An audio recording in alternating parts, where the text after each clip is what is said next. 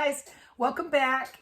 I've just been outside on the mower, kind of just scoping out our property. It's supposed to freeze tonight and tomorrow. Well, we're under a freeze warning from today through Thursday morning. Thursday, I'm not sure what time Thursday, but anyway, I just took a quick look around, make sure, see what plants were up, if anything needed to be covered.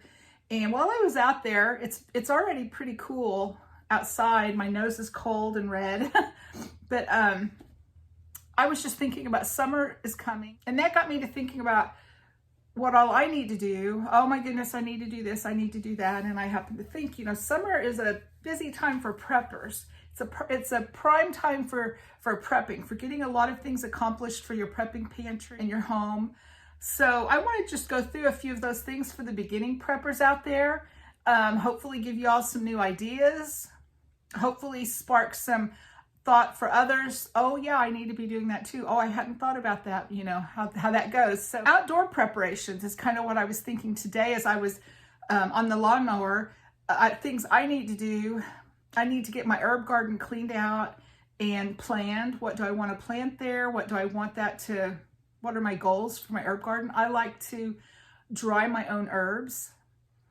I have a food dehydrator that I do that with. Anyway, so I need to get my herb garden cleaned out and plan what I'm doing there. Brent and I need to decide, are we going to try to have a garden this year or not?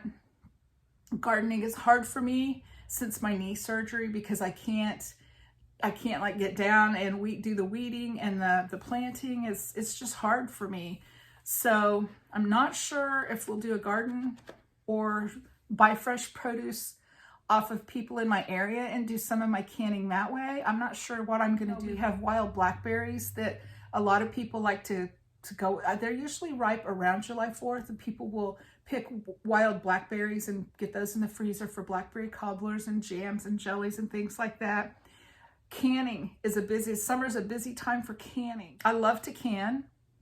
I'll be doing some canning videos this summer. I'm just sure I will. I've never canned meat, and I want to learn how to do that. I've got some books I've been reading and studying on the subject, but I would like to learn how to can meat because there's a lot of times there's a good meat sale, and it would be nice to have canned meat. Some questions on my channel about prepping healthy foods, because a lot of times I show what I'm bringing in from Walmart or Aldi, and it's Spam and ravioli, beef stew in a can, the fast things that you can pop open a can and have a quick meal. Or you could throw those couple of cans in your backpack and take it with you to make sure you have a meal with you. But there are those who like to eat on a healthier basis, and I do too. That's not our normal diet. When you see me buy Spam and ravioli and the fast food type of things, we don't normally eat like that.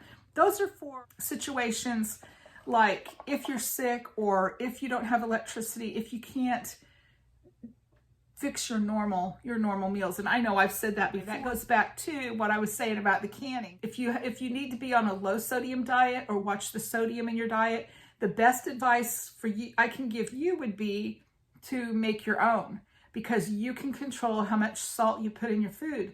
Instead of buying the canned soups, cream of mushroom, cream of chicken, chicken noodle, vegetable, whatever, make your own and can it. And that way you control the sodium in your food. So canning is a good thing to do. It's a great way to prepare food. It would be healthier than buying cans of food from the store. I totally agree with that. But for convenience, I buy things at the store for my prepper pantry because I've been in situations where I couldn't cook. It was an effort to open that can and get that can prepared for supper. I know we had a grandbaby that was born early, and for 3 months he was in the NICU 2.5 hours from home. So we spent a lot of time on the road back and forth. He passed away, and that was a traumatic time for our family. 5 months after he passed away, I had knee replacement surgery because my knee was so bad. I let it go too long. I was in really bad shape with my knee. Britt and Amy were basically doing my grocery shopping, and anytime I was in a situation I had to walk very far, they would either walk for me or I would have to be in a wheelchair because I couldn't walk far at all. My knee was really bad. So anyway, 5 months after the baby passed away, I had knee replacement surgery. 6 days after my surgery, my father-in-law passed away after an extended illness. Our family was just squashed for a while. I know it was just, everything was overwhelming, just trying to overcome those things in our life. And those are things that happen in life. You know, family members pass away, family members are hurting, surgeries come around, illness comes around. And those times, it's hard. It's hard to just carry on, you know. And that's what I think when I think about a prepping situation, and what I'm prepping for would be times probably when I'm going to be stressed out or not feeling well or have so much other things to do. I'm trying to think of easy meals, easy to store, how to keep my food safe, easy to prepare those meals, just to open a can and heat it up. However, whatever, that's kind of in my mind when I'm prepping. But I do have other things in my prepper pantry that are more healthy, because, you know, sometimes you're just without power, or you just need food on hand in case, you know, you lose your job or have a financial need in your family and you can't just run to the store all the time. So, you know, I'm going to be talking a little bit about that in some other videos about the healthy things to prep for your family. So I'll be talking about that more in future videos. I went down a rabbit trail now and forgot what I was talking about. I made notes. I have a notebook here so I can stay on track today. All right, emergency prep this time of year for my family where we live. This is the time of year that we're alert for emergency situations. We live in an area where this time of year we tend to have strong thunderstorms, tornadoes. We don't just have tornadoes going by every day. I want to clarify that. I've lived here for almost 40 years and we've had 3 tornadoes that have actually damaged our house. So it's not like we have tornadoes blowing through all the time, but that is a real possibility.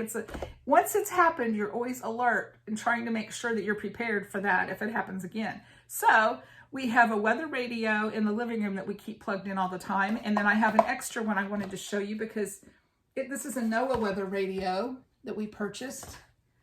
And it's like portable. I'm not sure if we got this at Lowe's or Walmart or where. When I think about the springtime coming up and the storms, we have strong thunderstorms. We've had straight line winds that caused as much damage to our home as a tornado did.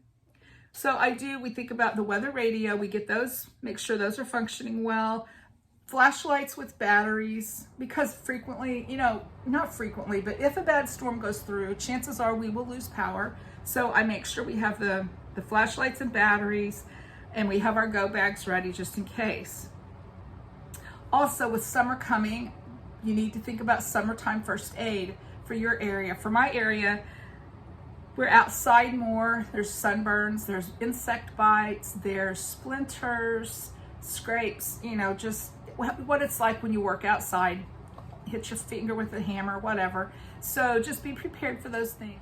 In my first aid kit, I make sure that I have the sunburn relief cream, that I have the insect relief Benadryl, poison ivy cream and Benadryl and first aid for that. Just things like that. Be thinking about summertime in your area and what you're going to be doing and how you need to prepare for that.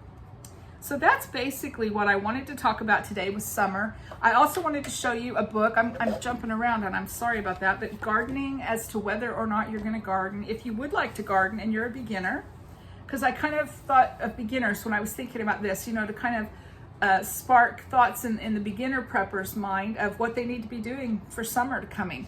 This is an awesome book, The Backyard Homestead. I love this book. It's got pictures, it's got sketches. Here's how to plant a garden, and it gives you like a diagram. That's what I would encourage you to do with your notebook. Sit down and kind of plan your garden. What would your family eat? What would you most want in a garden?